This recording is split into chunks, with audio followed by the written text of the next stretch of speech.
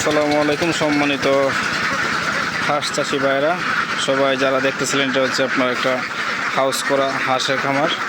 এখানে খাদ্য দেওয়া হয়েছে শুধু খালি ফিট আবহাওয়া হয়েছে, দেখেন শুধু ফিট আর কোনো খাবার নেই। এখানে মোটামুটি প্রায় 1500 হাঁস নেই, কিন্তু আবহাওয়া তো অল্প হাঁসে আছে। এখানে প্রায় 900 মতো হাঁস আছে। তো 900 হাঁসে প্রোডাকশন এখন বর্তমানে হাঁসের প্রোডাকশন হচ্ছে আপনার 80-85% প্রোডাকশন আছে।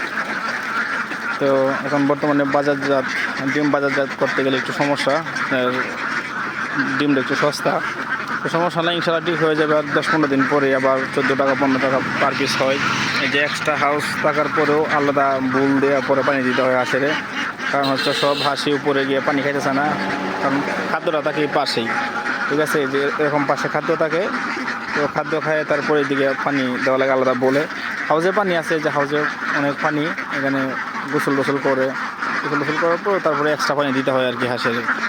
এই হচ্ছে অবস্থা। তো ইনশাল্লাহ যারা এগুলো হাঁসের খামার দিবেন চিন্তা ভাবনা করতেছেন, তো একটু প্ল্যান পরিকল্পনা যাদের আছে তাদেরকে বলবো একটু পরামর্শ নিয়ে তারপরে হাঁসের খামারটা দেন, ইনশাল্লাহ লাভবান হবেন। আর এখন বর্তমানে হাঁস পালনে পরিশ্রম খুবই কম, ধরতে গেলে খুবই কম পরিশ্রম। এই যে শুধু খালি একবার খরচ করে গড় করে এলে পরে কোনো খরচ নেই। আপনি মাটির উপরেও গড় করতে পারবেন, আর আপনার একটু টাকা থাকলে এরকম পানির উপরেও গড় করতে পারবেন। এটা আপনার মানে বিষয় আর কি, কীভাবে গড় করবেন। তো মাটির উপরে গড়টা করলে আপনার খরচ কম, আর পানির উপরে গড়টা করতে গেলে আপনার খরচটা একটু বেশি। তো এই চিন্তাভাবনার দিক থেকে আর কি বললাম যে আপনাদের উপরে। আর হাঁস পালনে এখন সবাই একটু আগায় আসতেছে, কারণ মুরগির মধ্যে প্রচুর পরিমাণ লস। তো এই লস কাটাইতে এগুলো হাঁসের মধ্যে ভালো। হাঁসে আপনার রোগবালাই কম, ঠিক আছে, রোগবালাই কম। আবার ওষুধ খাওয়াইলেও মানে হাঁস ফিরা পাওয়া যায়।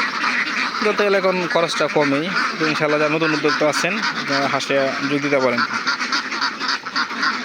সকলে ভালো থাকবেন, সুস্থ থাকবেন। আর পরামর্শ নিয়ে অবশ্যই একটা কথা বলবো, পরামর্শ নিয়ে তারপরে আপনি হাঁসে খামার দিবেন। যে কেউ খামার দিবেন, পরামর্শ নিয়ে হাঁসে খামার দিবেন।